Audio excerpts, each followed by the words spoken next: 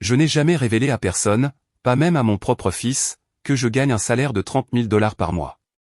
Il a toujours cru que je menais une vie simple et modeste et je n'ai jamais pensé que cela poserait un problème. Jusqu'au jour où il m'a invité à rencontrer les parents de sa femme, j'ai décidé de faire un test. Je me suis présenté habillé de façon humble, comme une femme sans beaucoup de moyens. Ce qui s'est passé ce soir-là a révélé plus que je ne l'imaginais. Les paroles, les regards et les attitudes de ceux qui devaient m'accueillir à bras ouverts ont montré le vrai caractère de mes nouveaux proches. Mais le meilleur moment fut quand j'ai sorti de mon sac ma carte platine et révélé qui j'étais vraiment. L'expression sur le visage de ma belle-fille n'avait tout simplement pas de prix. Mais avant de continuer, assure-toi que tu es déjà abonné à la chaîne et écris dans les commentaires d'où tu regardes cette vidéo. On adore savoir jusqu'où nos histoires arrivent. Mon nom est Gloria, j'ai 58 ans et une vie que peu de gens pourraient imaginer. Comme directrice exécutive d'une multinationale, je gagne près de 30 000 $ par mois depuis plus de 15 ans. J'ai des investissements, des actions, un compte bancaire solide et je pourrais facilement vivre dans un manoir, conduire des voitures de luxe et porter des bijoux chers. Mais j'ai choisi un autre chemin. Je vis dans le même appartement de 2 chambres depuis presque 20 ans. Je conduis une voiture ordinaire vieille de 7 ans. Je porte des vêtements simples achetés dans des magasins classiques. Pas parce que j'ai besoin d'économiser. Bien au contraire, mais parce que j'ai appris que la vraie valeur n'est pas dans ce qu'on montre, mais dans la paix intérieure qu'on garde. Mon fils Marcos, aujourd'hui âgé de 34 ans, a grandi en pensant que sa mère était seulement une employée administrative avec un petit salaire. Je n'ai jamais corrigé cette impression.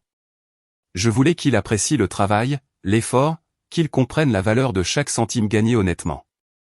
Je voulais qu'il construise son propre chemin sans dépendre de mon compte en banque. Et ça a marché. Marcos a eu son diplôme grâce à une bourse, il a construit sa carrière et il y a 2 ans il s'est marié avec Camila, une femme qui semblait douce et gentille. Je dis semblait parce que je n'en ai jamais été sûr. Quelque chose dans ses sourires polis m'inquiétait, comme s'il y avait une couche de fausseté que je ne pouvais pas percer. Puis est arrivé l'appel téléphonique qui allait tout changer. Maman, les parents de Camila sont à Mexico et veulent te rencontrer. On a prévu un dîner samedi au Claustro. Le Claustro, l'un des restaurants les plus chers de la ville, où une entrée coûte plus que ce que beaucoup de gens gagnent en une journée. Et ils savent quelque chose sur moi, ai-je demandé. Il y a eu un bref silence, mais très révélateur. Je leur ai dit que tu travaillais dans un bureau, que tu es simple. Ce mot simple est sorti comme une excuse, presque une honte, comme si j'étais un problème à expliquer. Quelque chose s'est brisé en moi. D'accord Marcos. Je serai là. Après avoir raccroché, je suis resté à regarder mon appartement, confortable, propre, mais sans luxe, sans tableau cher au mur, sans meubles de designer, sans objets précieux en évidence, le genre d'endroit où quelqu'un avec mon salaire ne devrait pas habiter. Une idée a commencé à se former dans mon esprit. Une idée dangereuse, peut-être un peu cruelle, mais irrésistible. S'ils s'attendaient à rencontrer une femme simple, alors je leur donnerais exactement ça. J'allais pousser le rôle jusqu'au bout. Je voulais voir comment ils traiteraient quelqu'un qu'ils considéraient en dessous de leur statut social. Le samedi, au lieu de choisir un de mes vêtements discrets de bonne qualité, je suis allé au fond de mon placard. Là, je gardais quelques vieux vêtements décolorés que j'utilisais pour les travaux domestiques. J'ai choisi une robe grise sans forme, avec des taches subtiles qu'aucun lavage n'avait réussi à enlever. J'ai mis des chaussures usées, non cirées. Je me suis attaché les cheveux en une queue de cheval négligée. Pas de maquillage, pas de bijoux, même pas une montre. Je me suis regardé dans le miroir et j'ai à peine reconnu la femme qui me fixait. Elle ressemblait à quelqu'un que la vie avait brisé, quelqu'un d'invisible, qu'on oublie. Exactement ce que je voulais. J'ai pris mon sac le plus vieux, en toile décolorée, où j'ai mis une carte bancaire basique pour garder la comédie. Cachée dans un compartiment secret, cependant, il y avait ma carte platine, celle que j'utilise pour les dépenses de l'entreprise, avec une limite pratiquement illimitée, une petite sécurité en cas d'urgence. Le taxi m'a déposé devant le Claustro pile à 20 h. Un portier en gants blancs m'a ouvert la porte avec un sourire qui a vacillé légèrement en voyant ma tenue. Ça commençait déjà. Je suis entré dans le hall illuminé par des lustres en cristal. Des gens élégants parlaient doucement, des coupes de champagne brillaient sous la lumière dorée. Et alors j'ai vu Marcos debout près d'une table au fond. À son côté, Camila, éblouissante dans une robe couleur crème, avec des bijoux brillants au cou et au poignet. Et assis à la table, sans doute ses parents. J'ai marché lentement vers eux, observant comment les autres clients me regardaient, certains avec curiosité, d'autres avec un mépris mal caché. J'étais déjà habitué à lire les gens, une compétence essentielle dans le monde des affaires. Quand je me suis approché, j'ai vu le visage de Marcos changer. Ses yeux se sont ouverts, un mélange de confusion et de honte. Camila m'a vu ensuite et son sourire s'est figé. « Maman, tu es venue » dit Marcos, la voix tendue. Il m'a fait une accolade rigide. « Bien sûr que je suis venu, mon chéri. Je ne raterai ça pour rien au monde. » Camila s'est approchée, a embrassé rapidement ma joue. « Que c'est bien que tu aies pu venir, Gloria. » Elle m'a présenté à ses parents. « Papa, maman, voici Gloria, la mère de Marcos, Roberto et Sandra Alcantara. » Lui, un homme d'affaires dans l'immobilier, comme Marcos me l'avait dit auparavant. Elle, une mondaine, impliquée dans des associations de charité du genre qui organisent des galas où l'entrée coûte plus qu'un mois de salaire de la majorité des travailleurs. Roberto m'a tendu la main avec une poignée faible et brève. Sandra s'est contentée de hocher la tête, ses yeux passant sur mes vêtements, mon sac, mes cheveux. Son évaluation complète en 3 secondes. Son verdict était clair sur ses lèvres serrées. « Veuillez vous asseoir » dit-elle en indiquant la chaise la plus éloignée d'elle. Je me suis assise et j'ai observé la table. Des couverts en argent, des verres en cristal, des serviettes en lin, un bouquet d'orchidées fraîches au centre, tout impeccable. Tout calculé. Le serveur est arrivé avec des menus luxueux. J'ai ouvert le mien et j'ai fait semblant d'avoir du mal à comprendre. « Tout est en français » ai-je commenté d'une voix volontairement incertaine. Sandra a échangé un regard rapide avec Roberto. « Tu veux que je commande pour toi ?»« Ce serait très aimable » ai-je répondu en baissant les yeux. Sandra a appelé le serveur et a commandé pour moi. « L'a apporté la salade simple pour commencer et le poulet comme plat principal » dit-elle. Puis elle a ajouté à voix plus basse, mais pas assez pour que je ne l'entende pas, c'est le moins cher du menu. Marcos a détourné le regard, clairement gêné. Camila fixait son propre menu avec une intensité exagérée. Et ainsi a commencé l'une des soirées les plus révélatrices de ma vie. On a servi le vin, un Bordeaux cher que Roberto a pris soin de mentionner le prix. 220$ la bouteille, mais ça vaut chaque centime. Sandra a levé sa coupe pour un toast. À la famille, dit-elle, et aux nouvelles amitiés. L'hésitation avant le mot amitié était subtile mais volontaire. C'était déjà clair que je n'étais pas considéré comme faisant partie de la famille. J'étais une intruse, une anomalie à tolérer. La conversation du début était prévisible. Des questions superficielles sur ma vie, mon travail, mon appartement. Je répondais tout avec des demi-vérités, jouant le rôle de la femme de classe moyenne basse qui lutte pour survivre. « Alors tu travailles comme assistante administrative » demanda Sandra en découpant délicatement son filet mignon. « Oui, depuis de nombreuses années, dans la même entreprise » répondis-je. « Fascinant » dit-elle sans le moindre intérêt. « Et ça te plaît ?»« C'est un travail. Ça paie les factures. »« Bien sûr, murmura-t-elle comme si elle parlait à une enfant. « L'important c'est la dignité du travail, peu importe lequel. » Roberto intervint, « Et tu vis seul dans cet appartement que Marcos a mentionné. »« Oui, au même endroit depuis presque 20 ans. »« Et quelle stabilité » commenta-t-il en choisissant soigneusement ses mots. « Beaucoup de gens aujourd'hui courent toujours après la prochaine meilleure chose. » Il y a quelque chose à dire sur le contentement. La condescendance était palpable. Il me félicitait de savoir rester à ma place, de ne pas aspirer à plus que ma condition supposée. L'entrée est arrivée. Ma salade simple était visiblement plus petite que les entrées élaborées des autres. Une autre petite humiliation calculée. « Et comment s'est passé votre voyage » demandai-je en essayant de changer de sujet. Sandra s'anima, merveilleux. Nous étions à la Riviera Maya. Nous avons une petite villa à Tulum. Rien d'extraordinaire, seulement 4 chambres, mais la vue sur les Caraïbes est impressionnante. Nous sommes restés 3 semaines, ajouta Roberto. Et nous aurions pu rester plus longtemps, mais nous avons le mariage du fils du gouverneur la semaine prochaine. Impossible de manquer ça. Chaque mot était une pierre posée, construisant un mur entre nous. Chaque référence à l'argent, aux relations, aux possessions, était délibérée, faite pour créer une distance. « Et toi, Gloria » demanda Sandra. « Tu voyages beaucoup » Pas beaucoup, répondis-je. De temps en temps je rends visite à ma sœur dans une autre ville. Là, en autobus. Généralement oui. Sandra fit une petite grimace comme si j'avais parlé d'une maladie contagieuse. Bon, chacun fait ce qu'il peut, n'est-ce pas? Le dîner continua sur ce rythme. Ils parlaient de leur vie, des événements sociaux, des voyages à l'étranger, des récentes acquisitions. De temps en temps, ils me lançaient une question en faisant semblant de s'intéresser, mais leurs yeux se détournaient déjà avant que je finisse ma réponse. Marcos resta silencieux la plupart du temps, essayant parfois de changer de sujet. Camilla suivait l'exemple de ses parents, prenant le même ton condescendant quand elle s'adressait à moi. Entre le plat principal et le dessert, Roberto décida d'approfondir la conversation. Marcos nous a dit que tu l'as élevé seul, dit-il. Ça a dû être difficile. J'ai eu mes défis, répondis-je simplement. J'admire les femmes comme toi, commenta Sandra, qui font ce qu'elles peuvent avec ce qu'elles ont. Tout le monde n'a pas eu les mêmes opportunités. Sa fausse empathie était presque comique. Je pouvais presque voir les pensées derrière ses yeux calculateurs. Une femme sans études, sans ressources, sans relations. Et comment tu te sens en voyant Marcos maintenant, continua-t-elle, marié avec notre Camilla, vivant dans un bel appartement et avec une carrière prometteuse. L'implication était claire. Comment je me sentais en voyant que mon fils avait monté dans la vie, qu'il avait dépassé ma condition, comme si je devais être à la fois reconnaissante et intimidée. Je suis fier de lui, répondis-je sincèrement. Il a travaillé dur. Oui, le travail dur, répéta Roberto.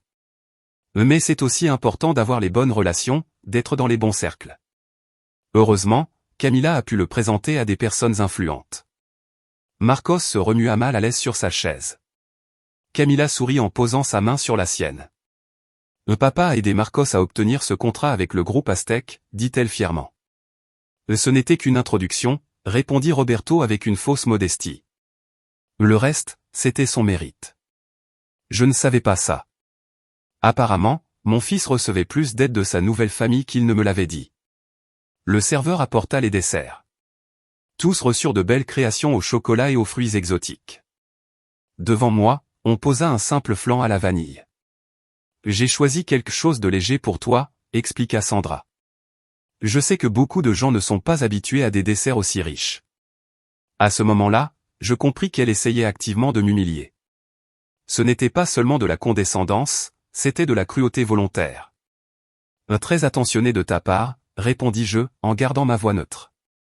Pendant que nous mangions le dessert, Sandra commença à parler de l'avenir. Marcos et Camilla pensent bientôt avoir des enfants, annonça-t-elle. Nous sommes tellement excités de devenir grands-parents. C'est merveilleux, répondis-je en regardant mon fils, qui semblait surpris par cette déclaration.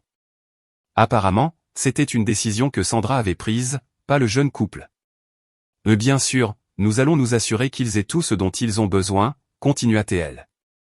Nous les mettons déjà sur la liste d'attente de l'Institut Monte Alban. Il n'est jamais trop tôt pour garantir la meilleure éducation. L'Institut Monte Alban, l'école la plus chère et la plus exclusive de la ville, un endroit où des enfants de 6 ans apprenaient l'étiquette pour les dîners formels. Et toi, Gloria, demanda-t-elle avec un sourire qui n'atteignait pas ses yeux. Et quels sont tes plans pour l'avenir? Continuer à travailler, je suppose, répondis-je. Je ne peux pas encore prendre ma retraite. Le sourire de Sandra s'élargit comme celui d'un prédateur qui a enfin coincé sa proie. À propos de ça, dit-elle en posant sa fourchette et en joignant ses mains sur la table. Roberto et moi en avons parlé et nous nous inquiétons pour toi. L'atmosphère à table changea instantanément. Roberto se redressa comme s'ils allaient commencer une réunion d'affaires. Marcos regarda Camilla, confus. Elle baissa les yeux, fixant sa serviette sur ses genoux. Elle savait ce qui allait arriver. Vous vous inquiétez pour moi, demandai-je en gardant une expression innocente. Oui, continua Sandra, sa voix prenant un ton faussement maternel. Tu vois, Gloria, nous vieillissons tous. La vie devient plus difficile et nous comprenons que ta situation financière n'est peut-être pas la plus confortable. Roberto hocha gravement la tête. Le coût de la vie ne cesse d'augmenter. Les soins médicaux, le logement, tout devient plus cher. Et pour quelqu'un avec des ressources limitées, nous craignons que cela devienne un fardeau pour Marcos et Camilla à l'avenir, compléta Sandra. Ah, donc c'était ça. Le vrai but du dîner commençait à se révéler. Un fardeau, répétai-je doucement. Marcos est un bon fils, expliqua Sandra comme si elle parlait à une enfant. Il se sent responsable de toi. Et même si c'est admirable, Roberto et moi ne voulons pas que ça interfère avec la vie qu'il construit avec Camila. Maman, s'il te plaît, interrompit Marcos, visiblement mal à l'aise.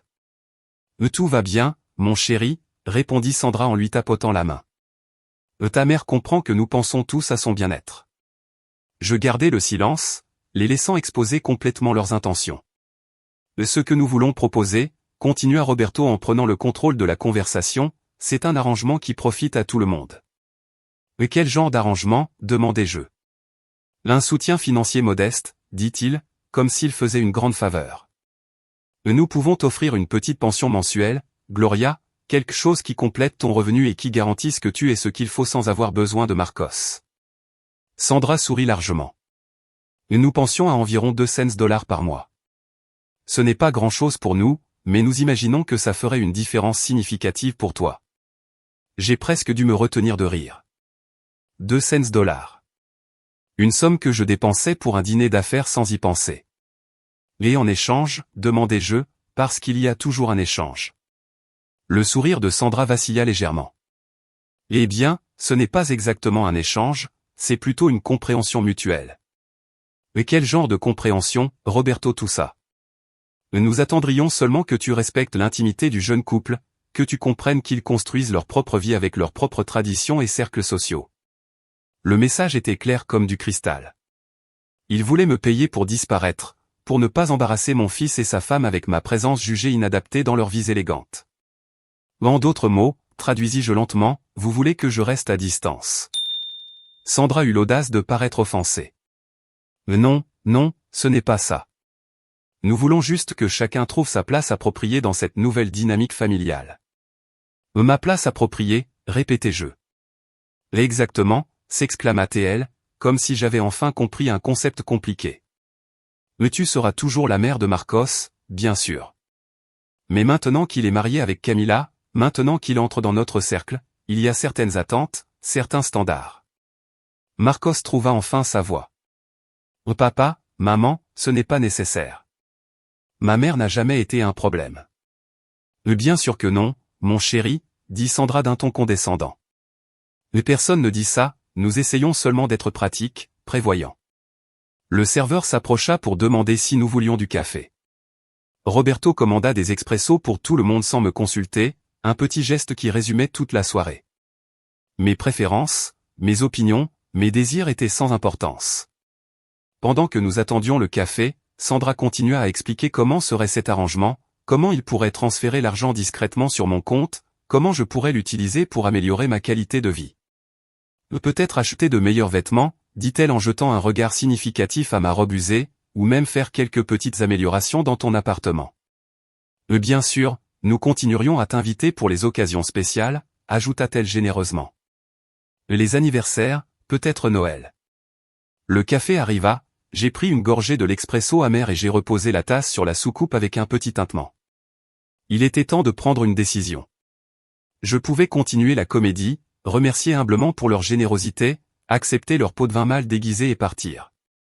Cela me permettrait de voir comment cet arrangement évoluerait, jusqu'où irait leur manipulation. Ou je pouvais mettre fin au théâtre immédiatement. J'ai regardé mon fils. Son visage montrait un mélange de honte, de confusion et de malaise. Il était coincé entre deux mondes, le respect pour sa mère et le désir de plaire à sa nouvelle famille. J'ai regardé Camila. Elle évitait mes yeux, concentrée à remuer le café auquel elle n'avait pas mis de sucre. J'ai regardé Roberto et Sandra, si sûrs de leur supériorité, si convaincus de leur droit de réorganiser la vie des autres selon leurs convenances. La décision était prise. 200 par mois, dis-je pensivement. C'est une offre intéressante. Sandra sourit, victorieuse. Je suis contente que tu le vois comme ça. Je suis curieuse, continuai-je. Comment êtes-vous arrivé à ce montant précis? Est-il basé sur un calcul du coût de la vie? Roberto sembla légèrement irrité par la question. C'est un montant que nous jugeons approprié, généreux. Je comprends, répondis-je. Et combien avez-vous donné à Marcos et Camila pour l'apport de leur maison? Si je ne me trompe pas, les biens dans ce condominium coûtent autour d'1 million, n'est-ce pas? Sandra cligna des yeux, surprise par le changement de sujet. Eh bien, nous leur avons donné 50 000. Un cadeau de mariage. 50 000, répétai-je. Et leur lune de miel en Grèce. J'ai lu quelque part que les forfaits de luxe pour Santorin coûtent autour de 15 000. 20 000, en fait, corrigea Sandra sans pouvoir cacher sa fierté. Nous voulions qu'ils aient le meilleur. Donc, au total, vous avez investi près de 70 000 $ dans le jeune couple. Roberto fronça les sourcils. Nous ne voyons pas ça comme un investissement. Ce sont nos enfants. Bien sûr, acquiesçai-je. C'est juste un choix de mots intéressant. Vous investissez dans vos enfants et vous essayez de vous débarrasser de la mère gênante pour 200 $ par mois. Un lourd silence tomba sur la table. Le sourire de Sandra disparut complètement. La mâchoire de Roberto était serrée, ses jointures blanches autour de sa coupe de vin. Camila semblait au bord des larmes. Et Marcos, mon fils, semblait totalement sous le choc. Gloria, dit enfin Sandra, sa voix maintenant plus froide. Je crois que tu interprètes mal nos intentions. Nous essayons seulement d'aider. Aider, répétai-je lentement. L'intéressant comme ce mot peut vouloir dire des choses si différentes selon qui l'utilise. Je posai ma serviette sur la table et me renfonçai dans la chaise. Ma posture changea subtilement. Je n'étais plus la femme timide et soumise que j'avais jouée toute la soirée. Mes épaules étaient droites, mon menton légèrement relevé, mes yeux plantés dans les leurs. Permettez-moi de vous raconter une histoire, commençai-je d'une voix calme mais ferme, à propos d'une femme que vous pensez connaître mais que vous ne connaissez pas vraiment. Sandra et Roberto échangèrent des regards confus. Marcos m'observait attentivement. Cette femme a commencé comme secrétaire dans une multinationale il y a 30 ans. Elle gagnait le salaire minimum. Elle vivait dans une chambre louée. Elle mangeait ce qu'elle pouvait acheter avec le peu qui lui restait après avoir payé les factures. Et puis elle a découvert qu'elle était enceinte. Marcos se pencha légèrement en avant. Cette partie de l'histoire, il la connaissait, mais peut-être pas les détails. Le père de l'enfant a disparu. Sa famille lui a tourné le dos. Elle était complètement seule. Sandra sembla momentanément mal à l'aise, comme si elle ne s'attendait pas à des détails aussi personnels. Elle a travaillé jusqu'au dernier jour de la grossesse. Elle est revenue 2 semaines après l'accouchement. Elle travaillait 12, parfois 14 heures par jour. Une voisine gardait le bébé pendant qu'elle était dehors. Le week-end, elle étudiait. Des cours du soir, des certifications, des langues apprises dans des bibliothèques publiques. Tout cela en élevant seul un enfant. Je fis une pause en buvant une gorgée d'eau. Cette femme est montée dans l'entreprise, de secrétaire à assistante de direction, d'assistante à coordinatrice, de coordinatrice à chef de service, de chef de service à directrice, de directrice à vice-présidente. Les yeux de Roberto se plissèrent. Sandra cligna plusieurs fois des yeux, comme si elle essayait de comprendre où je voulais en venir. Et savez-vous combien gagne cette femme aujourd'hui, Sandra, Roberto? Ils ne répondirent pas. 30 000 $ par mois en moyenne, sans compter les primes annuelles, la participation aux bénéfices et les actions de l'entreprise. Marcos laissa tomber sa fourchette, qui heurta la porcelaine avec un bruit métallique fort. Camila pâlit. Ça fait environ 360 000 $ par an. Sur les 15 dernières années, cela fait plus de 5 millions de dollars de revenus, sans compter les investissements, où est allée la majorité de cet argent. Sandra ouvrit et ferma la bouche plusieurs fois sans parvenir à sortir un son. Maman, commença Marcos, la voix presque un murmure, qu'est-ce que tu es en train de dire? Je lui souris doucement. Je dis, mon chéri, que ta mère n'est pas celle que Roberto et Sandra pensent qu'elle est. Elle n'est pas non plus celle que toi tu penses qu'elle est. Tu gagnes 30 000 par mois, demanda-t-il, incrédule. Depuis presque 15 ans, confirmai-je.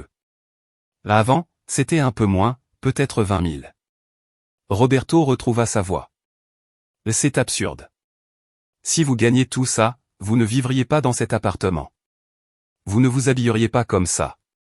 Non, je ne m'habillerai pas comme ça, complétai-je en montrant ma robe usée. Là, mais c'est seulement pour aujourd'hui. Disons un petit expériment social. Je voulais voir comment vous traiteriez quelqu'un que vous jugiez inférieur.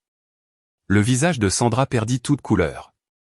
Vous êtes en train de dire que vous avez fait semblant d'être pauvre ce soir. Oui, exactement. J'ouvris mon vieux sac en toile. D'un compartiment intérieur, je sortis non pas la carte bancaire basique que j'avais montrée plus tôt, mais une carte noire mat avec mon nom gravé en argent, Gloria Mené, vice-présidente exécutive. Je la posai sur la table, devant Sandra. Donc, à propos de votre généreuse offre de 200 $ par mois pour que je disparaisse de la vie de mon fils, je crois que je vais refuser. Le silence qui suivit fut total. Sandra fixait la carte comme si c'était un serpent venimeux. La mâchoire de Roberto était tendue, ses jointures blanches autour de sa coupe de vin. Camilla semblait sur le point de pleurer, et Marcos, mon fils, paraissait en état de choc total. « Pourquoi » demanda-t-il enfin. « Pourquoi ne me l'as-tu jamais dit ?» Je le regardai avec affection. « Parce que je voulais que tu apprennes à apprécier les personnes pour ce qu'elles sont, pas pour ce qu'elles possèdent. Je voulais que tu construises ton propre chemin sans dépendre de la richesse de ta mère. Je voulais que tu comprennes la valeur du travail, de la persévérance, de l'humilité. Mais tu m'as laissé croire pendant toutes ces années que tu n'étais qu'une simple employée administrative. Oui. Et regarde-toi maintenant. Diplômée avec mention, construisant ta propre carrière. Cela ne serait pas arrivé si je t'avais tout donné sur un plateau d'argent. Roberto s'éclaircit la gorge, retrouvant une partie de son calme. Eh bien, c'est certainement surprenant, mais cela ne change pas le fait que nous essayons seulement de faire le mieux pour nos enfants. Le mieux, répétai-je. Offrir une aumône pour éloigner la mère gênante, décider quand et comment elle peut voir son propre fils. C'est ça, votre mieux, Roberto? Sandra intervint, sa voix maintenant tremblante. Vous nous avez délibérément trompés. Vous êtes venu ici avec cette comédie pour nous faire paraître. Pour vous faire paraître quoi, coupai-je. Snob, plein de préjugés, manipulateur? Je ne vous ai fait paraître rien du tout. Je vous ai seulement donné l'occasion de montrer qui vous êtes vraiment. Le serveur s'approcha discrètement. Désirez-vous autre chose, messieurs dames? Oui, répondis-je avant que quiconque ne parle. L'addition, s'il vous plaît. Quand le serveur s'éloigna, je reportai mon attention sur la table. Tous semblaient à des degrés différents de choc et de consternation. Vous savez ce qu'il y a de plus triste dans tout ça, demandai-je, ma voix plus douce maintenant. C'est que vous croyez vraiment que la valeur d'une personne est directement liée à son compte en banque. Vous mesurez le respect en dollars, la dignité en propriété, l'amour en cadeau cher. Ce n'est pas juste, protesta Roberto. Vous ne nous connaissez pas. Non, répliquai-je.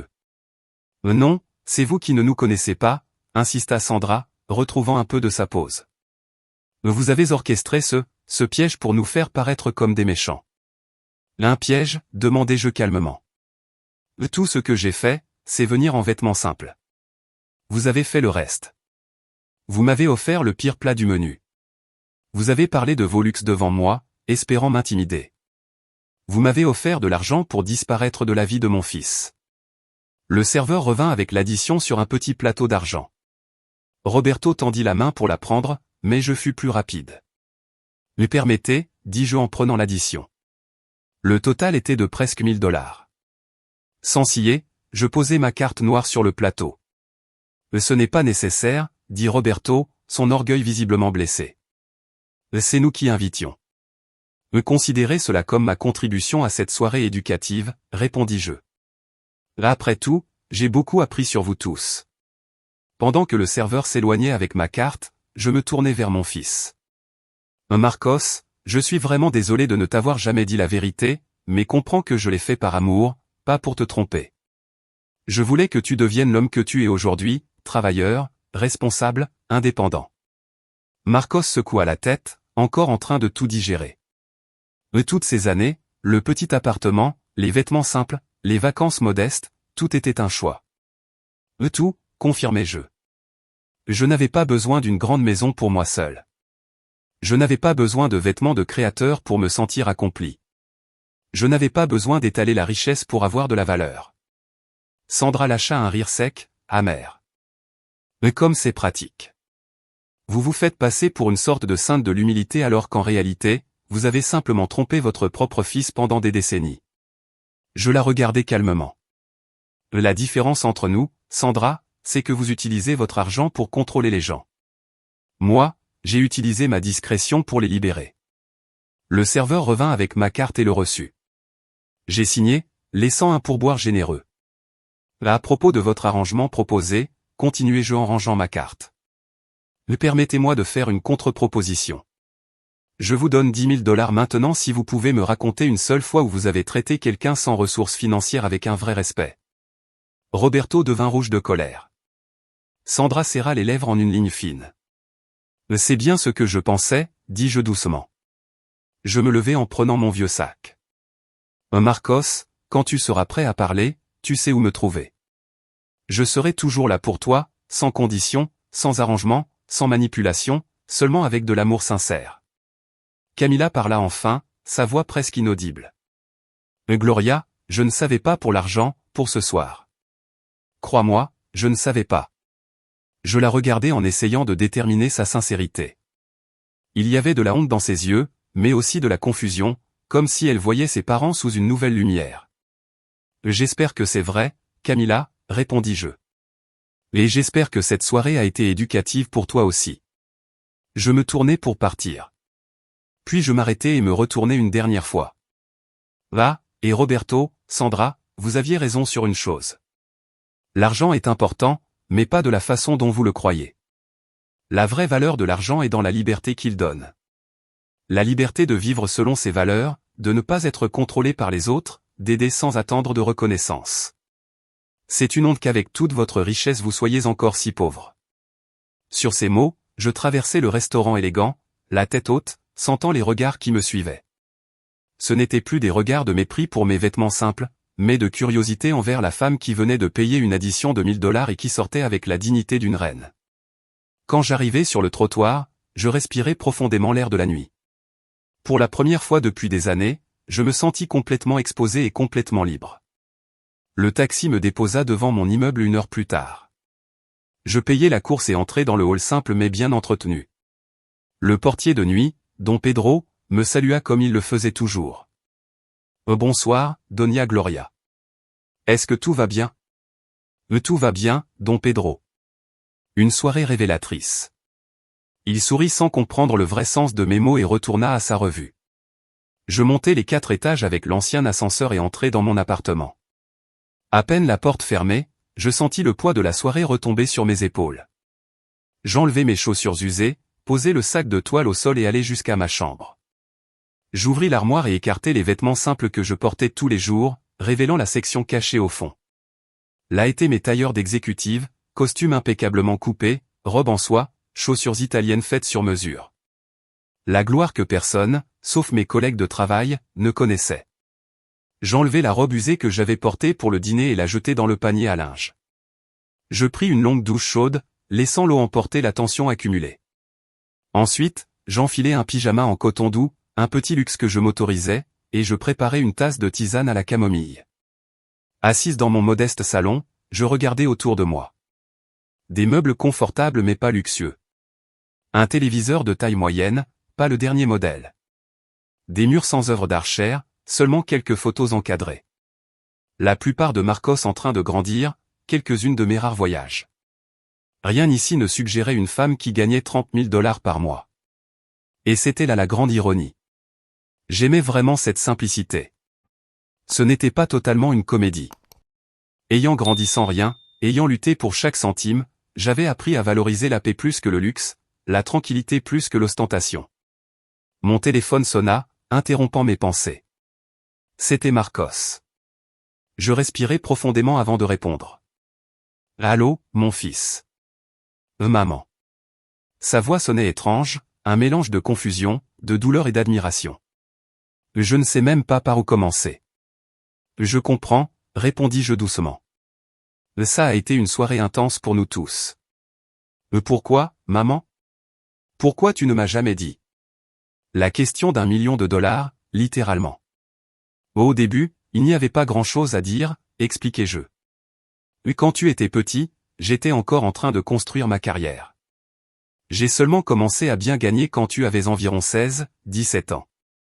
Et à cette époque, eh bien, nous avions déjà notre rythme, notre style de vie, ça paraissait inutile de tout changer. Mais après, quand j'ai eu mon diplôme, quand j'ai commencé à travailler, quand je me suis marié, pourquoi garder le secret? Je bus une gorgée de mon thé en organisant mes pensées. Peut-être que c'était égoïste de ma part, avouai-je. Mais j'avais peur que si tu savais, notre relation change. Que tu me vois différemment. Et je voulais aussi être sûr que tu suivais ton propre chemin, pas que tu dépendes de la fortune de ta mère. Un long silence de l'autre côté. Et ce qui s'est passé ce soir, tu avais tout planifié. Pas exactement, répondis-je.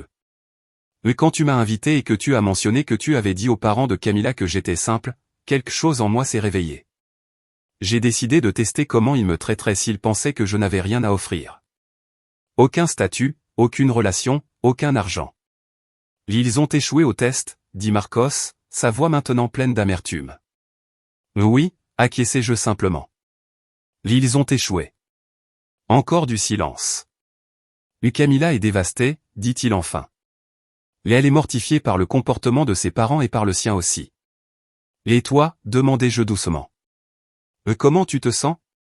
Marcos soupira profondément. Honnêtement, je ne sais pas.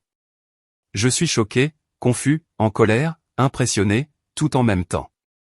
C'est comme si la femme que je pensais être ma mère toute ma vie n'était que la moitié de l'histoire. Je suis la même personne, Marcos, seulement avec un compte bancaire différent de ce que tu imaginais. Mais c'est plus que ça, non? C'est toute une vie secrète. Vice-présidente d'une multinationale, réunions exécutives, voyages d'affaires, décisions qui affectent des milliers de personnes. C'est un côté de toi que je n'ai jamais connu. Il avait raison. Pendant des années, j'avais gardé mes deux mondes soigneusement séparés. Gloria, l'exécutive, restait au bureau. Gloria, la mère modeste, rentrait à la maison. Mais tu as raison, admis-je. Il y avait une séparation, peut-être plus grande qu'elle n'aurait dû l'être. Et qu'est-ce qui va se passer maintenant, demanda-t-il, sa voix soudain fatiguée. Ça dépend de toi, mon fils. De toi et de Camilla. Et quant à ses parents, ils sont sortis furieux du restaurant, interrompit Marcos. Roberto a dit que tu les avais humiliés délibérément. Sandra pleurait dans la voiture en disant que tu leur avais tendu un piège. Je faillis sourire devant l'ironie. L'intéressant comme ils se sentent humiliés d'être traités exactement comme ils traitent les autres. Ils ont dit qu'ils allaient réévaluer leur soutien envers nous, continua Marcos. Peu importe ce que ça veut dire. Le chantage financier, traduisis-je. Leur méthode préférée de contrôle. Peut-être, acquiesça Marcos. Mais honnêtement, maman, après ce soir je ne suis pas sûr de vouloir être aussi lié à eux que je l'étais. Quelque chose dans son ton m'alerta. Marcos, ne prends pas de décision radicale maintenant. Dans la chaleur du moment, Sandra et Roberto sont les parents de Camilla. Ils feront toujours partie de ta vie d'une façon ou d'une autre, même après ce qu'ils ont fait, ce qu'ils ont dit. Oui. Je répondis fermement. Les familles sont compliquées. Les gens sont compliqués. Personne n'est entièrement bon ou mauvais. Peut-être que ce soir servira de point de départ pour des conversations honnêtes, pour établir des limites saines. Il y eut un bruit de l'autre côté. Camilla disant quelque chose à voix basse. Maman, dit Marcos. Et Camilla veut te parler. Ça te dérange? Bien sûr que non. Il y eut un moment de silence pendant que le téléphone passait de main. Gloria. La voix de Camilla était rauque, comme si elle avait pleuré des heures. Bonsoir, Camilla. Je ne sais même pas par où commencer. Je suis tellement honteuse, tellement mortifiée. Mais tu n'as pas à l'être, répondis-je doucement. Mais tu n'es pas responsable des actions de tes parents. Mais j'ai laissé faire, insista TL. J'ai vu comment ils te traitaient et je n'ai rien dit. J'ai même participé d'une certaine façon. Elle avait raison, mais il n'était pas nécessaire d'enfoncer le clou. Mais tu as grandi dans cet environnement, Camilla. C'est difficile de remettre en question les valeurs avec lesquelles on a été élevé. Elle soupira légèrement. Ce n'est pas une excuse. J'aurais dû être meilleur. Oui, acquiesçai-je doucement. Mais l'important n'est pas ce que tu as fait ce soir, c'est ce que tu feras à partir de maintenant. Je veux m'améliorer, dit-elle, sa voix plus ferme maintenant. Je veux être le genre de personne qui juge les autres par leur caractère, pas par leur compte en banque, le genre de personne que tu es. Je fermais les yeux, touché par ces paroles malgré tout. Alors, commence maintenant, suggérais-je, pas avec de grandes déclarations ou des promesses, mais avec de petites actions quotidiennes. La manière dont tu traites le serveur, le portier, le chauffeur de taxi, la façon dont tu parles des personnes qui ont moins que toi, les suppositions que tu fais sur la valeur des gens. Je le ferai, promit elle. Et Gloria, je suis vraiment désolé, plus que je ne peux l'exprimer. Je le sais, Camilla, et c'est déjà un début. Dans les 2 semaines suivantes, j'ai vécu dans un étrange entre-deux. La vérité était exposée, mais les conséquences continuaient à se développer lentement, comme des ondes qui s'étendent après qu'une pierre touche l'eau. Marcos m'appelait tous les jours, posant des questions sur ma carrière, ma vie financière, les décisions que j'ai prises au fil des années. C'était comme s'il essayait de reconstruire l'image de sa mère, en remplissant les vides qu'il percevait maintenant. « Pourquoi as-tu continué à vivre dans cet appartement ?» demanda-t-il lors d'une de ces conversations. « Tu aurais pu facilement acheter un Penthouse au centre-ville. »« J'aurais pu, ai-je acquiescé, mais cet endroit a toujours été suffisant, confortable, sûr, près du parc où j'aime marcher. Pourquoi changer juste parce que je le peux ? Mais les voyages de vacances économiques, les restaurants bon marché, les vêtements de grands magasins. » Je souris en sachant qu'il ne pouvait pas me voir au téléphone. Les voyages étaient vers des lieux que je voulais connaître. Les restaurants servaient la nourriture que j'aimais. Les vêtements m'allaient correctement. La question, Marcos, c'est qu'à un moment de ma vie, je me suis rendu compte que dépenser plus ne veut pas forcément dire vivre mieux. Il y eut une pause de l'autre côté. Je crois que je n'ai jamais vu les choses comme ça, admit-il. J'ai toujours pensé que si j'avais plus d'argent, je le dépenserais naturellement dans tout. C'est ce à quoi on nous conditionne à croire, répondis-je, que le succès signifie la consommation, que la valeur personnelle est liée aux possessions. La conversation avec Camilla était différente, plus prudente. Elle est venue me rendre visite seule 3 jours après le dîner, apportant des fleurs, des marguerites simples, ai-je remarqué, pas les roses chères ou les orchidées exotiques que ses parents auraient probablement choisies. Nous nous sommes assises sur mon petit balcon en buvant du thé, moi, et du café, elle. Cet endroit est vraiment agréable, commenta-t-elle en regardant autour. Chaleureux. Merci, répondis-je. C'est mon refuge. Elle hésita en faisant tourner la tasse entre ses mains. Gloria, il y a quelque chose que je dois te demander et je te prie d'être brutalement honnête avec moi, toujours. Que penses-tu vraiment de moi? Pas comme belle-fille, mais comme personne? La question me prit au dépourvu. Je réfléchis un moment avant de répondre. Je vois quelqu'un en plein parcours, dis-je finalement. Et quelqu'un qui a été élevé avec certaines valeurs et qui commence maintenant à les questionner. Quelqu'un qui a le potentiel d'être bien plus que les limites que ses parents ont fixées. Ses yeux se remplirent de larmes.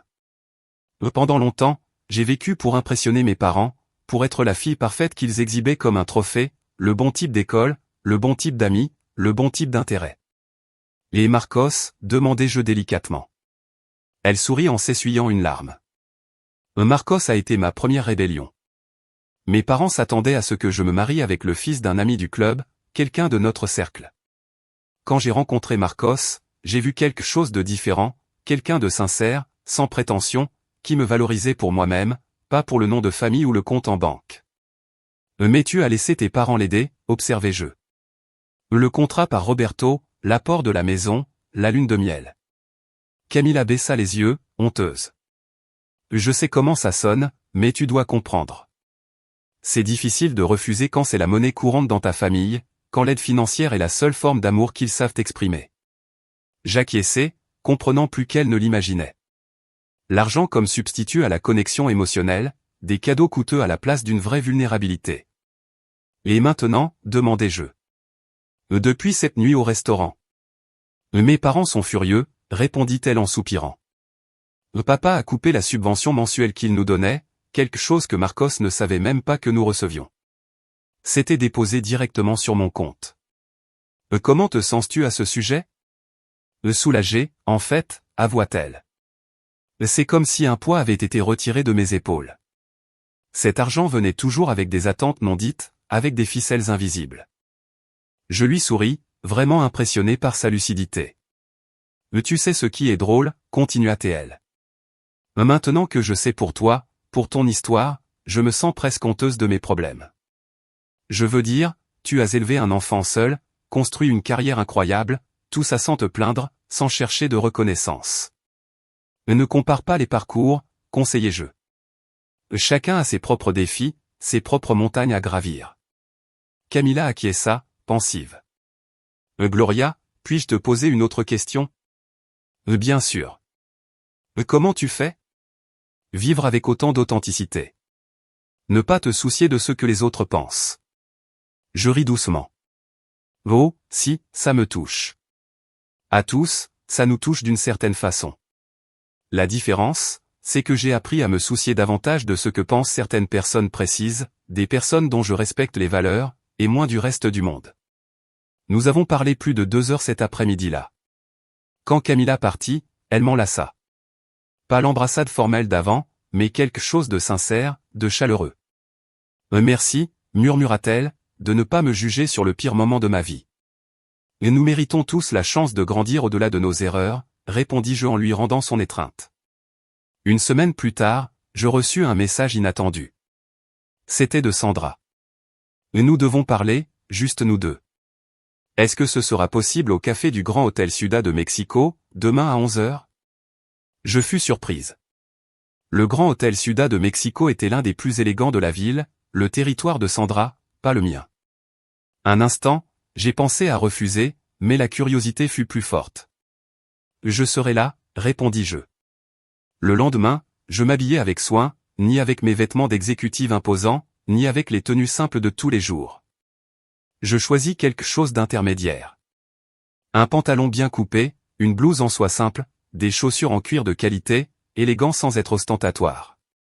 Le café du Grand Hôtel Ciudad de Mexico était exactement comme je l'avais imaginé. Des lustres en cristal, une douce musique classique, des serveurs en tenue formelle. Sandra était déjà là, assise à une table dans le coin. Elle leva les yeux quand je m'approchai et, un bref instant, je vis quelque chose que je n'aurais jamais pensé voir sur son visage. De l'incertitude. Gloria, me salua-t-elle en indiquant la chaise en face. Merci d'être venue. Sandra, répondis-je en m'asseyant. J'avoue que ton invitation m'a surprise. Un serveur apparut immédiatement. Sandra commanda du thé, Earl Grey. Je commandai un expresso. Quand le serveur s'éloigna, Sandra arrangea sa serviette sur ses genoux, un geste qui trahissait sa nervosité. Et j'imagine que tu te demandes pourquoi j'ai voulu cette rencontre, commença-t-elle. Et l'idée m'a traversé l'esprit. Sandra prit une profonde inspiration. Au cours des 2 dernières semaines, j'ai réfléchi à cette nuit au restaurant, aux choses que j'ai dites, aux suppositions que j'ai faites. Je gardai le silence, la laissant continuer. Je ne vais pas prétendre que ça a été une expérience agréable, poursuivit-elle. L'être exposé de cette façon devant notre gendre, notre fille, c'était humiliant. Pas plus humiliant que d'être traité comme inférieur pendant tout un dîner, observai-je calmement. Sandra eut la décence d'avoir l'air honteuse. Oui. Eh bien, c'est de ça que je veux parler. Nos commandes arrivèrent. Sandra prit une petite gorgée de son thé avant de continuer. Penses-tu me connaître, Gloria? Penses-tu que je ne suis qu'une mondaine superficielle obsédée par le statut et l'argent? Et tu ne le es pas, demandai-je directement. Elle sourit sans humour. C'est plus compliqué que ça. En général, c'est le cas. Sandra reposa la tasse sur la soucoupe avec soin. J'ai grandi dans une famille où les apparences étaient tout. Mon père était un nouveau riche déterminé à être accepté dans la haute société. Ma mère était obsédée par le statut, la bonne adresse, les bonnes écoles, les bonnes relations. Cela expliquait certaines choses, mais ne justifiait pas son comportement. On m'a élevé à croire que la valeur sociale et la valeur personnelle étaient la même chose, continua-t-elle, que le respect dépendait de ton compte en banque, que les amitiés étaient des alliances stratégiques, que les mariages étaient des fusions d'actifs. Et tu n'as jamais remis en question ces valeurs? Parfois, admit-elle. Il y a eu des moments, des doutes, mais ensuite je regardais autour de moi et je voyais le monde confirmer exactement ce qu'on m'avait appris. Les gens traitant les riches avec déférence, ouvrant des portes, faisant des exceptions. Je pris une gorgée de mon expresso, l'observant attentivement. Pourquoi me racontez-vous cela, Sandra? Cherchez-vous l'absolution? Elle secoua la tête. Non, pas exactement. J'essaie de comprendre. Comprendre quoi? Comment quelqu'un comme vous, quelqu'un avec autant d'argent que moi, peut-être plus, peut vivre si différemment, sans avoir besoin que tout le monde le sache, sans utiliser ça comme une arme, sans en faire son identité. Je ne m'attendais pas à cette vulnérabilité de sa part. Un instant, je vis au-delà de la façade polie, l'insécurité sous-jacente, la fragilité soigneusement cachée. La réponse est simple, Sandra, répondis-je finalement. J'ai appris tôt que l'argent est un outil, pas une mesure de valeur. Il achète du confort, de la sécurité, certaines libertés, mais il n'achète pas le respect sincère, il n'achète pas la vraie connexion, il n'achète pas la paix intérieure. Sandra m'observa longuement, comme si elle voyait quelque chose de nouveau, quelque chose à quoi elle n'avait jamais pensé. Vous savez, dit-elle finalement, quand j'ai découvert qui vous étiez vraiment cette nuit-là, après la colère initiale, la honte, j'ai ressenti quelque chose d'étrange, que je n'arrivais pas à identifier tout de suite. Et c'était quoi? De l'envie, admit-elle, le mot semblant difficile à prononcer. Pas de votre argent ou de votre position, évidemment, mais de votre liberté, de la façon dont vous sembliez complètement indifférente au jugement des autres. Je faillis rire. Et si vous saviez combien de nuits j'ai passé éveillé à me demander si je faisais bien de cacher ma situation financière à Marcos. Combien de fois j'ai questionné mes choix, mes motivations. La liberté vient avec la pratique, répondis-je. Et généralement après avoir compris que l'alternative vivre pour impressionner les autres est une prison bien plus étroite. Sandra joua avec la petite cuillère de son thé, pensive. Roberto et moi avons eu plusieurs disputes depuis cette nuit, certaines assez vives. Lui pense que nous devrions simplement couper les ponts avec Marcos et Camila jusqu'à ce qu'ils reviennent à la raison. Et vous? Je ne veux pas perdre ma fille, dit-elle doucement.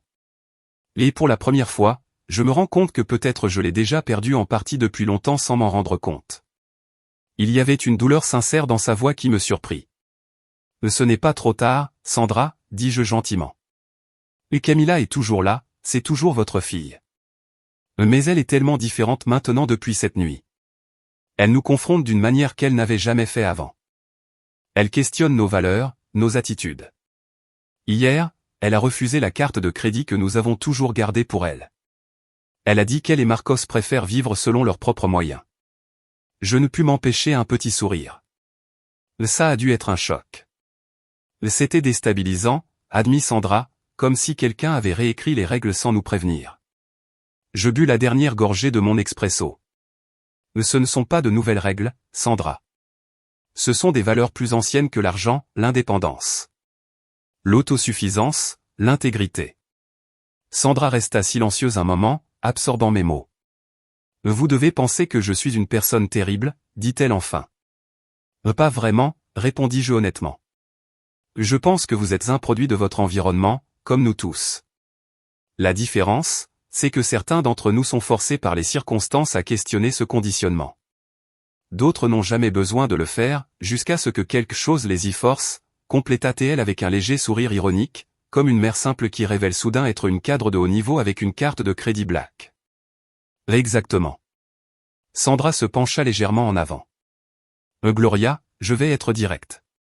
Je ne suis pas ici seulement pour des réflexions philosophiques, même si j'ai apprécié notre conversation plus que je ne l'aurais cru. Je suis ici parce que je veux trouver une voie pour avancer, pour reconstruire ma relation avec Camila et, par extension, avec Marcos. Et vous pensez que je peux aider à ça? Vous semblez avoir une influence importante sur eux maintenant, observa-t-elle sans rancœur dans la voix. Ils vous respectent clairement, votre point de vue. Sandra, dis-je fermement, je n'ai aucun intérêt à être une intermédiaire entre vous et votre fille. Ce ne serait sain pour aucune des parties. Elle parut momentanément déçue. Ce que je peux offrir, continuai-je, c'est un conseil. Écoutez Camila. Écoutez vraiment sans préparer votre réponse, sans essayer de contrôler le résultat. Demandez-lui ce dont elle a besoin de vous comme mère. Pas comme mécène financière, pas comme architecte social, mais comme mère. Sandra absorba mes paroles en silence. Et Roberto, demanda-t-elle.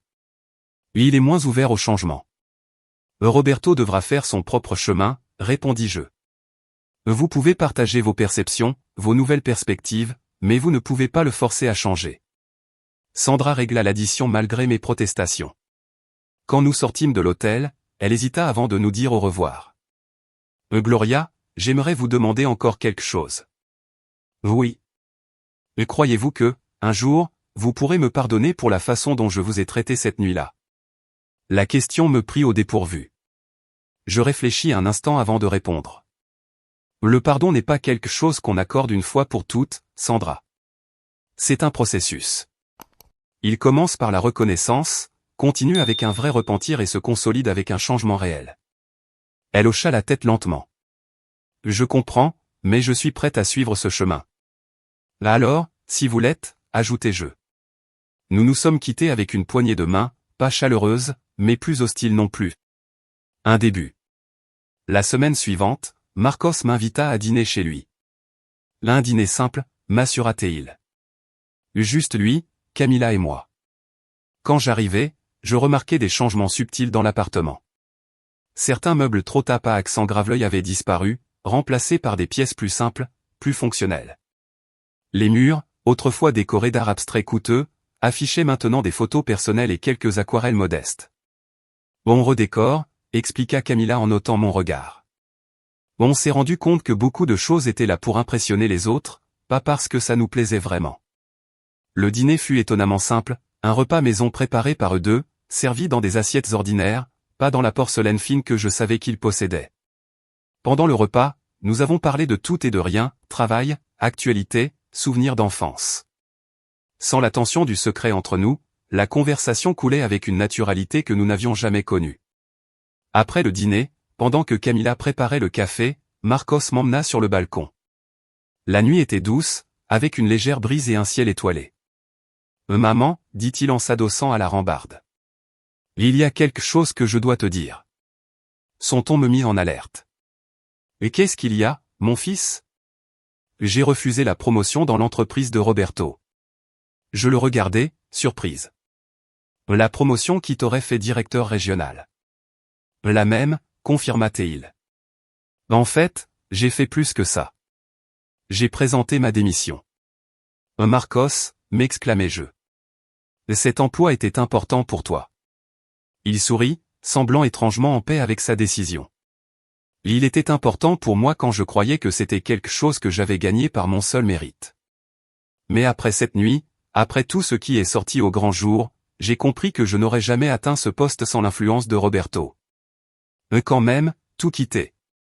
Je n'ai pas tout quitté, précisa-t-il. J'ai déjà un nouvel emploi, plus modeste, avec un salaire de départ plus bas, mais dans une entreprise où personne ne sait qui est mon beau-père, où je serai promu ou non seulement selon mon travail. Je regardais mon fils avec une admiration nouvelle. Le courage que demandait cette décision n'était pas petit. Et Camilla, comment a-t-elle réagi, demandai-je. C'est elle qui m'a soutenu en premier, répondit-il avec fierté dans la voix. Elle a dit qu'elle préférait vivre dans un appartement plus petit, avec moins de luxe, en sachant qu'on construit quelque chose par nous-mêmes. Mon cœur se remplit. Peut-être que Camilla avait absorbé plus de cette nuit révélatrice que je ne l'imaginais. Et tes parents? Marcos fit une grimace. Roberto est furieux. Bien sûr.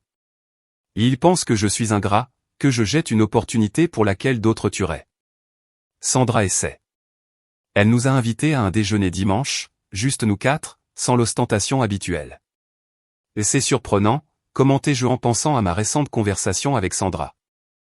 Tu y es pour quelque chose, demanda Marcos, perspicace comme toujours. Je souris légèrement. Et disons que Sandra et moi avons eu une conversation éclairante, mais si le changement se produit, il vient d'elle. Camilla nous rejoignit sur le balcon avec du café dans de simples tasses en céramique. Pas les tasses en porcelaine fine que ses parents lui avaient probablement offertes. Vous parlez de ma mère, demanda-t-elle en nous tendant les tasses. Oui, admis-je. Marcos m'a parlé du déjeuner de dimanche. Camilla acquiesça en s'asseyant près de Marcos. Elle a appelé presque tous les jours. C'est étrange. On dirait qu'elle essaie vraiment de m'écouter pour la première fois, sans chercher à me convaincre de quoi que ce soit, sans me dire quoi faire, comment m'habiller ou où aller. Les gens peuvent changer, observai-je, s'ils ont une motivation suffisante. Et parfois, ajouta Marcos en prenant ma main, nous avons besoin d'un petit tremblement de terre pour secouer les fondations et permettre ce changement. Nous restâmes silencieux un moment, appréciant la nuit, le café, la nouvelle honnêteté entre nous. Maman, dit finalement Marcos, il y a autre chose que je veux te demander. Oui, pourquoi as-tu fait ça? La comédie complète, faire semblant d'être pauvre quand tu es allé dîner avec les parents de Camilla. Je réfléchis un instant, organisant mes pensées. Je crois que c'était une combinaison de choses, répondis-je honnêtement. Une partie, c'était l'impulsion, une réaction à ce mot simple que tu as utilisé au téléphone, comme si j'étais quelque chose qui devait être expliqué, justifié. Marcos baissa les yeux, honteux. Je suis vraiment désolé pour ça. Ce n'est pas nécessaire, le rassurai-je. Mais une autre partie était l'instinct de protection. Peut-être que je voulais voir qui étaient vraiment ces personnes qui font maintenant partie de ta vie. Comment traiterait-elle quelqu'un qu'elle considère comme inférieur? Et ils ont échoué au test, commenta Camilla sans amertume, constatant simplement un fait. Ils ont échoué, acquiesçai-je, mais parfois nos échecs sont nos plus grands maîtres. Camilla sourit légèrement. Je pense que nous avons tous appris quelque chose cette nuit-là.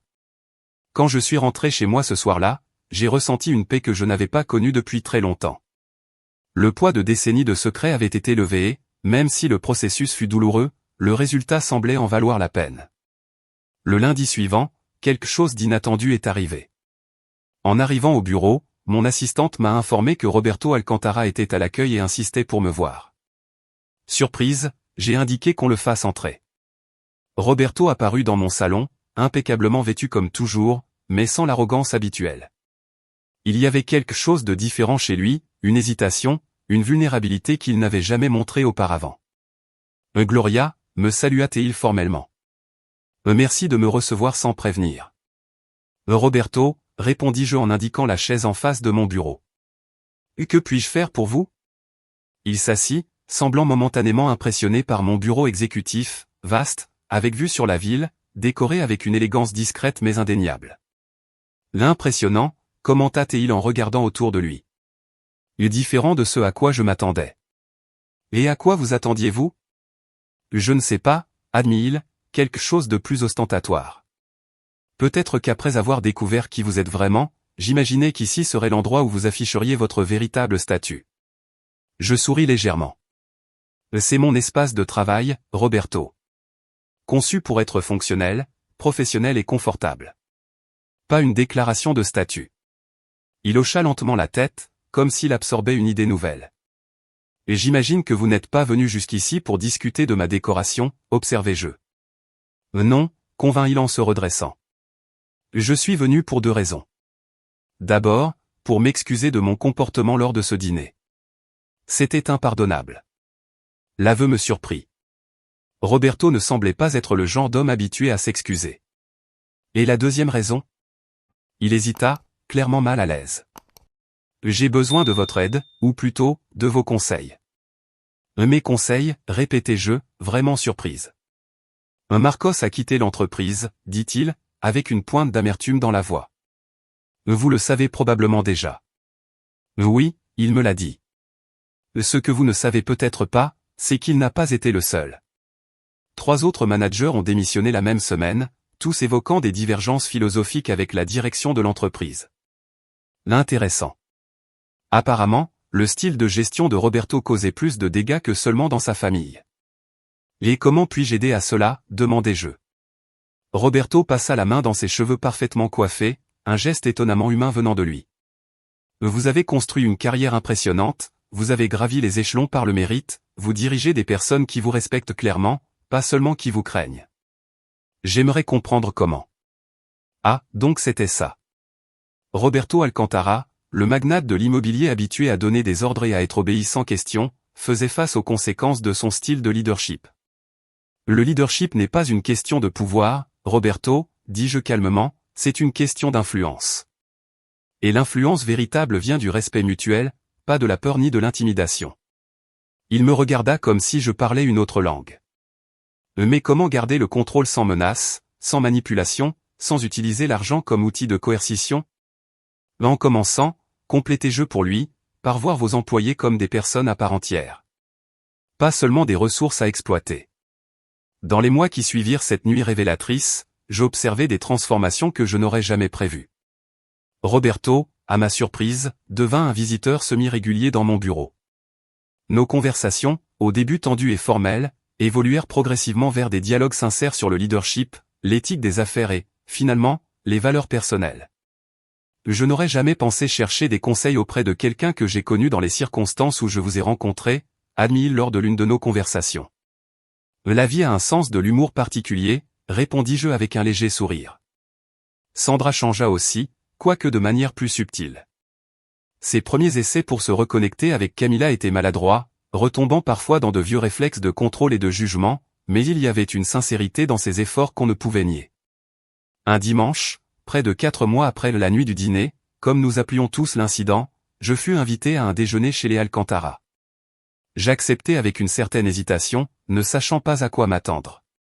À ma surprise, le déjeuner n'eut pas lieu dans la salle à manger formelle, mais sur le balcon ensoleillé à l'arrière. La table était dressée avec élégance, mais sans l'ostentation que j'imaginais être la norme dans cette maison.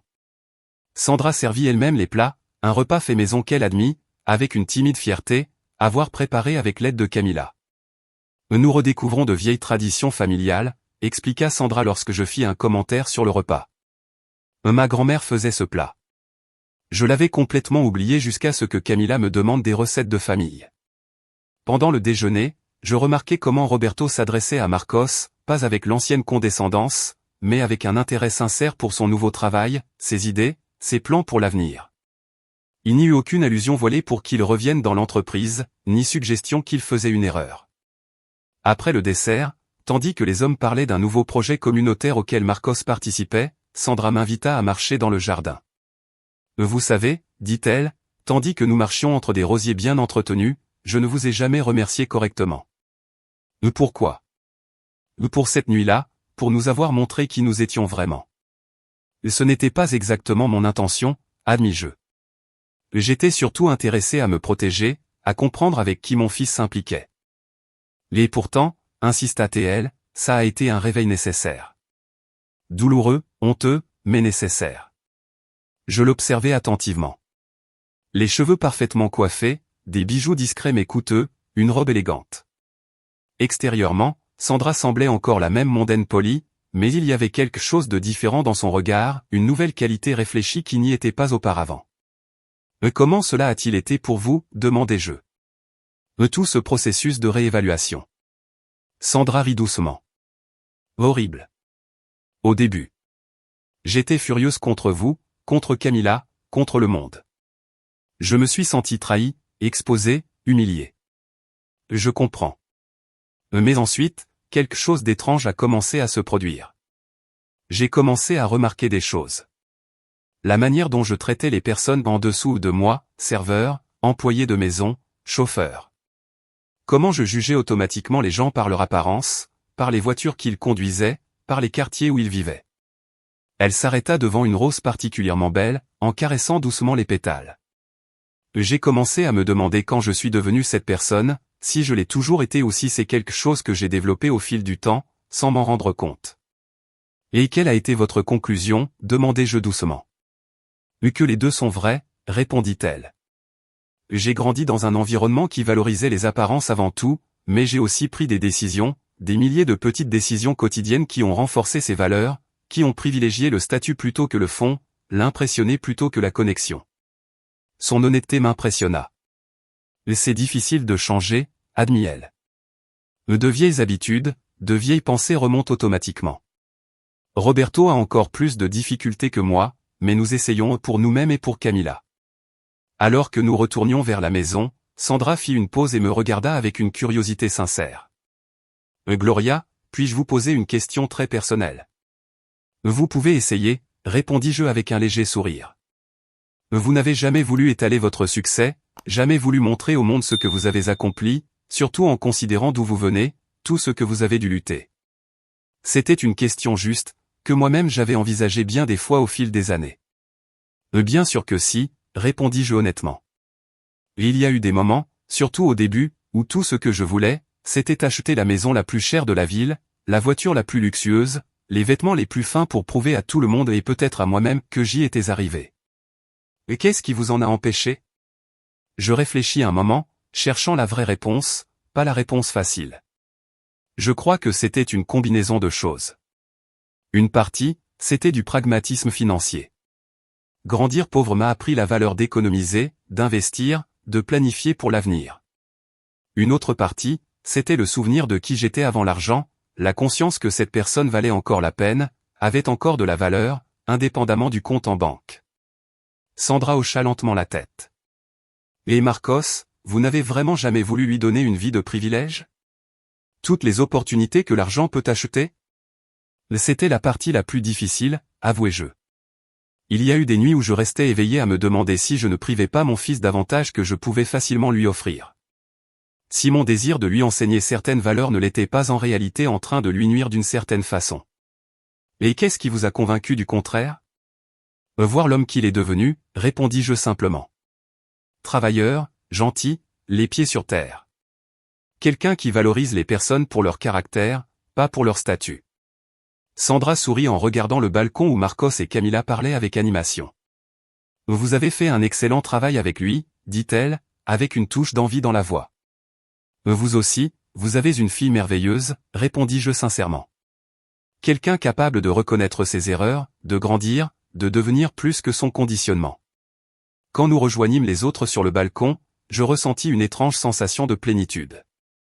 Nous n'étions pas une famille parfaite. Loin de là, il y avait encore des blessures en train de cicatriser, des habitudes à désapprendre, de nouveaux chemins à tracer avec hésitation. Mais il y avait aussi une authenticité qui n'existait pas auparavant, une volonté de voir et d'être vu sans les masques du statut, de la prétention, des attentes sociales. 1 an plus tard, je reçus une nouvelle que je n'aurais jamais imaginée possible. Marcos et Camila attendaient un bébé. J'allais être grand-mère. Quand ils me l'annoncèrent, lors d'un dîner intime dans mon appartement, je ressentis une joie qui dépassait n'importe quel succès professionnel, n'importe quel accomplissement financier. Nous savons qu'il est tôt pour décider, dit Camila en tenant la main de Marcos. Mais si c'est une fille, nous aimerions lui donner ton nom, Gloria. Les larmes me montèrent aux yeux. Et ce serait un honneur, et nous voulons que tu sois une partie importante de sa vie, ajouta Marcos. Sans secret cette fois, je souris à travers mes larmes. Sans secret. Cette nuit-là, après leur départ, je restais sur mon petit balcon à regarder les lumières de la ville. Je pensais au parcours extraordinaire qui avait commencé lors de ce dîner fatidique quand j'avais décidé de mettre à l'épreuve la famille de mon fils. Comme cela aurait pu être différent si j'étais simplement venu comme moi-même, si j'avais révélé ma véritable situation financière dès le départ. Peut-être que Roberto et Sandra m'auraient traité avec une déférence superficielle. Peut-être que nous aurions gardé la façade d'une harmonie familiale, échangeant des cadeaux chers aux anniversaires, assistant à des événements sociaux, tous souriant pour les photos en cachant nos véritables sentiments. Mais nous aurions aussi perdu l'occasion de grandir, de nous découvrir nous-mêmes, de créer une connexion authentique qui est venue à travers ce moment de vérité brute. Parfois, pensais-je, il faut un peu de théâtre pour révéler la vérité la plus profonde. En me préparant à dormir, je passais devant l'armoire où je gardais mes vêtements d'exécutive impeccables. À côté d'eux, toujours accrochés, se trouvait la vieille robe grise que j'avais portée ce soir-là. Je la gardais comme un rappel, non pas de l'humiliation que j'avais subie, mais du courage nécessaire pour montrer ton vrai visage au monde, qu'il soit orné de soie coûteuse ou de coton délavé. La véritable richesse, j'ai appris, n'est pas dans ce que nous possédons, mais dans qui nous devenons au cours du voyage, dans les choix que nous faisons chaque jour, dans les personnes que nous aimons, que nous défions, que nous inspirons à devenir meilleurs. Et pendant que ma petite fille grandissait dans un monde très différent de celui où j'avais élevé Marcos, j'espérais pouvoir lui enseigner la même leçon qu'il m'avait fallu toute une vie pour apprendre, que notre valeur n'est jamais dans notre compte en banque, mais dans le contenu de notre caractère. Que la véritable richesse n'est pas quelque chose qu'on exhibe, mais quelque chose qu'on vit silencieusement, de manière constante et authentique. Avec cette pensée réconfortante, je m'endormis non pas comme une exécutive à succès, non pas comme une femme riche, mais simplement comme Gloria, une femme qui avait finalement trouvé la paix en étant exactement qui elle est, sans excuses, sans masque, sans secret. Maintenant, si cette histoire t'a plu, clique sur s'abonner et dis-moi dans les commentaires quelle partie t'a laissé bouche bée. Est-ce quand j'ai révélé ma véritable identité au restaurant? Quand les parents de Camila ont essayé de m'éloigner de mon propre fils? Ou peut-être la transformation de la famille après que la vérité a éclaté? Ah, et n'oublie pas de devenir membre pour avoir accès à des vidéos exclusives que je ne publie pas ici. Je t'attends là-bas.